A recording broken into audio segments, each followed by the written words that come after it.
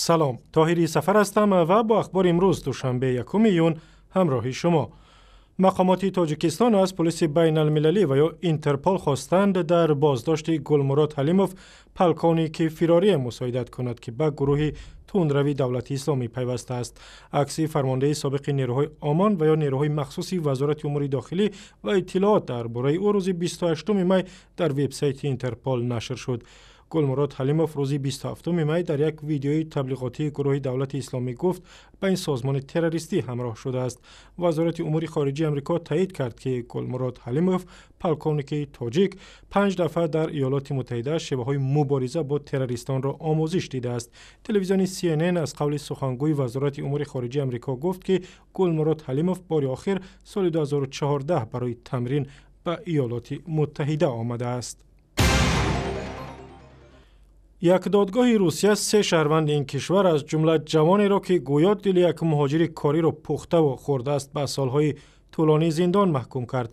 در دادگاه ولایت ولگاگراد روز 1 ایون به رادیوی آزادی گفتند 3 جوان روس که بزرگترینشان 27 سال دارد برای قتل 3 نفر و 25 سالی 12 و 7 سالی زندان محکوم شدند. دمیتری مالیشف که به قتل بیرحمانه و آدمخوری گناهکار دانسته شد به گفته مفتشان یک مهاجر با نام ایلیاس را کشته و پختن دل او را به نوار گرفته است. То, что он его вырезал, да, это правда. То, что он его пожарил, это правда. Пытался скормить кошке, все это снимая на камеру мобильного телефона. Но вот как сам ел или нет, такой у меня информации нету.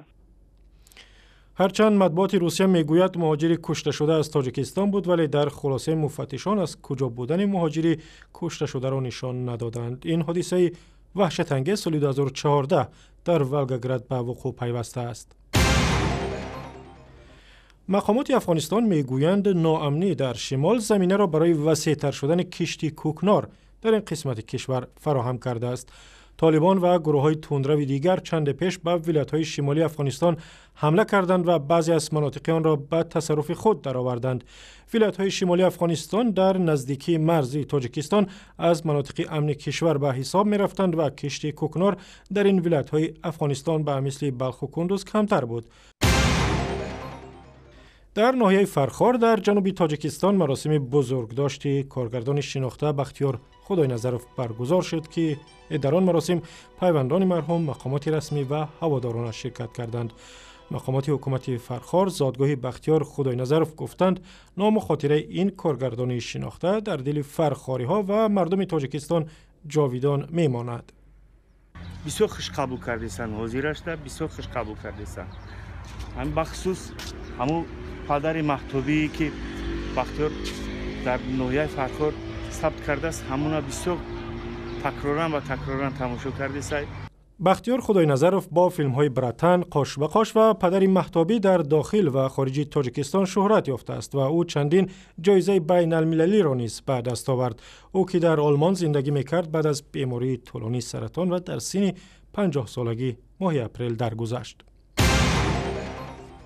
در شهر دوشنبه بخشیده به روز بین المللی کودکان چاره‌بینی های گوناگون ایدانه برگزار شد. از جمله در پایتخت چاره‌بینی عائله سالم کودکی سالم را جمع کردند که روز 26 می شروع شد و 1 ایون به پایان رسید. در این چاره‌بینی اعضای سازمان سامانیان شرکت داشتند که کودکان و نورسان باسواد و لیاقتمند را گرد آورده است. در این روز مقامات هم درباره آن گفتند که برای حمایت از حقوق کودکان و فراهم کردن شرایط مناسب برای به وای رسیدن آنها چه کارهای انجام دادند. در هفته چاره‌بینی به بهترین محصلین شهر و آموزگارانشان هدیه و افتخارنامه تقدیم کردند. و اخباری از این هم بیشتر در وبسایت رادیوی آزادی، در صفحه های ما در فیسبوک، توییتر و یوتیوب و هم صمیمه مخصوصی رادیوی آزادی برای تلفن های همراه.